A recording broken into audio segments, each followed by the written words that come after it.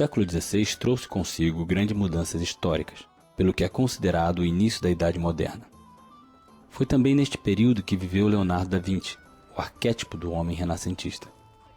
Este polímata, que deixou a sua marca como artista e inventor, trabalhou em várias cidades durante a sua longa e variada carreira, embora os seus anos em Florença talvez tenham sido os mais notáveis. Da Vinci terá seguramente utilizado as ideias de cientistas anteriores, embora a maioria das suas invenções e sucessos científicos, bastante à frente do seu tempo, tenham tido origem na sua observação da natureza. Entre estes incluem-se os estudos da anatomia humana baseados na dissecação de cadáveres humanos, algo que enfureceu a Igreja Católica. Outro aspecto interessante da obra de Da Vinci como engenheiro foram os seus estudos sobre aviação, embora a maioria de suas ideias nunca tenha sido materializada. Alguns de seus planos foram posteriormente postos à prova, verificando-se que na prática não teriam funcionado. A obra de Da Vinci como engenheiro militar foi mais prática e a maioria das suas máquinas de guerra foram construídas por encomenda. Desenvolveu toda uma série de engenhosas armas ofensivas e brilhantes máquinas defensivas, muitas das quais são consideradas precursoras das armas de guerra modernas. Não foi, porém, apenas a sua contribuição para a ciência que o tornou famoso, devendo-se a sua fama também à sua obra artística. Além dos seus estudos artísticos e esboços sobre temas diversos, Leonardo era também pintor. Muitas das suas obras chegaram a ser lendárias, como é o caso da Mona Lisa, uma das obras mais conhecidas da história da arte. O misterioso sorriso da Gioconda é um fiel reflexo da época, bem como da própria vida de Da Vinci.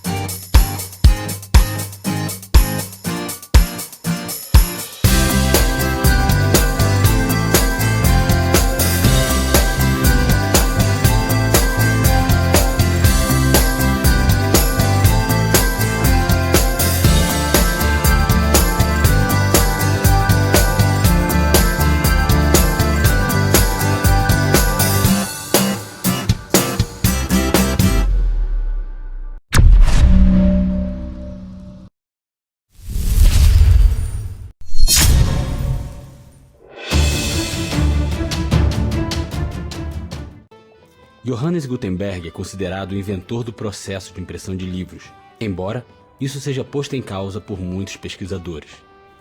É fato que Gutenberg, um ourives da cidade de Mainz, inventou uma nova tecnologia e novas ferramentas por volta de 1450, com as quais revolucionou o trabalho de impressão. A novidade e a grandeza do seu método não residiam no uso de tipos móveis, uma vez que estes já tinham sido utilizados muito antes no Extremo Oriente, mas sim no uso otimizado e coordenado dos 4 componentes básicos do processo de impressão: tipo, tinta, prensa e papel. A tecnologia de impressão de Gutenberg envolvia uma série de fases. Durante os preparativos, os tipos metálicos e a tinta eram criteriosamente escolhidos. Os tipos eram fabricados manualmente e armazenados em tabuleiros, dispostos em compartimentos. O texto era primeiro composto em um componedor e depois na forma. A tinta era então uniformemente aplicada sobre a forma com um chumaço feito de pele de carneiro e estufado com crina de cavalo. A fase final do processo era pressionar a folha de papel sobre a forma com a prensa. Esta consistia de 2 traves unidas por uma viga transversal, na qual estava inserida uma rosca. Na ponta da rosca encontrava-se uma placa de ferro que podia baixar ou subir. A forma e a folha de papel dispostas sobre a base eram enroladas sob a placa em um par de carris. A primeira impressão de Gutenberg foi um poema curto, mas o seu trabalho mais importante foi a impressão da Bíblia. Em pouco tempo, a nova tecnologia espalhou-se por todo o mundo. De acordo com uma lista elaborada pela revista Life, a invenção da imprensa de livros foi o acontecimento mais importante do 2º milênio.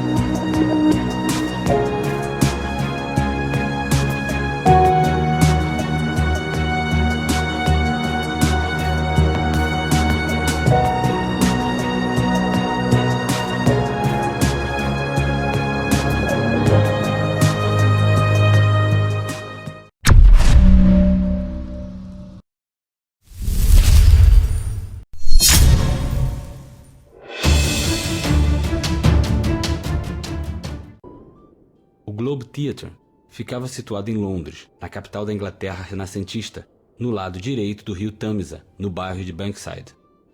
O edifício, que recebeu seu nome do globo que decorava sua fachada, abriu as portas em 1599. Teve seu apogeu no início do século XVII. Nessa altura, durante alguns anos, o diretor do teatro foi o famoso dramaturgo William Shakespeare. Com um diâmetro de 30 metros, forma poligonal de 20 lados por fora e forma circular por dentro, era o teatro mais famoso da cidade de Londres. Naquela altura, Londres tinha 400 mil habitantes, sendo assim considerada a maior cidade do mundo. A sua área descoberta tinha um palco composto por 3 partes. Essas 3 partes, completadas pelo balcão, permitiam a mudança rápida dos lugares da ação. A companhia, composta por 12 a 15 pessoas, era constituída por homens. No palco não havia cenários, de forma que o lugar da ação podia ser adivinhado pelas referências presentes nos monólogos dos atores. O teatro tinha em geral sala cheia, pois a entrada mais barata custava apenas 1 penny. Dessa forma, pessoas de classes sociais mais baixas podiam também assistir aos espetáculos, ocupando de pé os lugares situados ao lado do proscênio, enquanto os cidadãos mais ricos, os membros da aristocracia, ocupavam os assentos dos balcões que custavam um pouco mais. O anfiteatro podia receber até 3.000 pessoas. Os membros da família real costumavam assistir aos espetáculos. Infelizmente, o edifício original sofreu um incêndio em 1613, de forma que já não existe. O teatro reconstruído também não resistiu às intempéries dos séculos. Hoje em dia, o edifício reconstruído em 1997 atrai todos os anos inúmeros turistas e comemora de uma forma digna o famoso teatro renascentista e a obra de Shakespeare.